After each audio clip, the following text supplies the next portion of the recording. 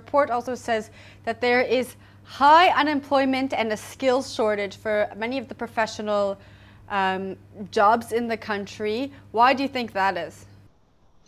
Well, there are 470,000 vacancies in the private sector at the moment. These are jobs that could be filled immediately if only the skills were available. At the same time, we've got about 344,000 unemployed graduates. These are people who've come from tertiary institutions, universities and colleges, who have degrees or diplomas or certificates, who can't find work. So there is a tremendous mismatch between what the economy requires and what the tertiary education system is producing. And I think we can point to several areas in the education system that there is a problem. The first area is secondary schooling. People are just not completing secondary school because of the very poor quality of teaching and basic infrastructure in the schools.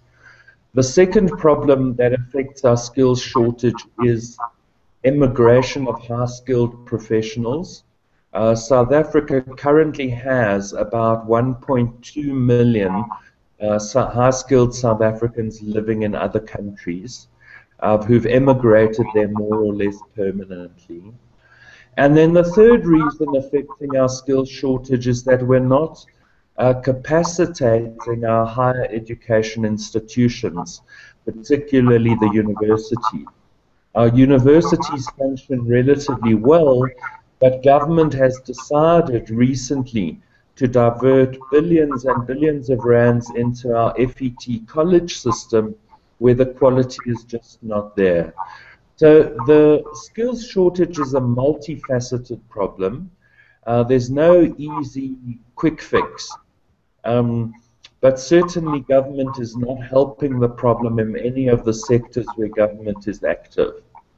In your opinion, how do we encourage those 1.2 million South Africans who are highly skilled to stay in South Africa and use their skills here?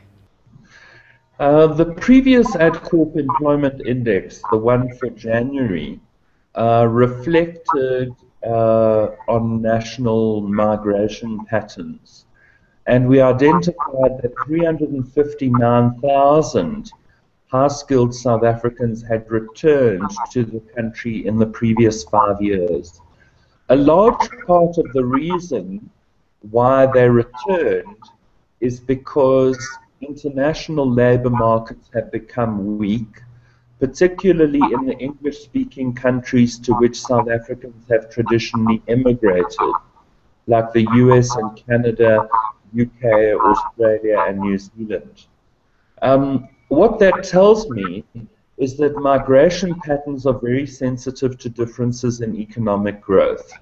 In other words, to keep those South Africans in South Africa, we need the economy to grow and create entrepreneurial and job opportunities.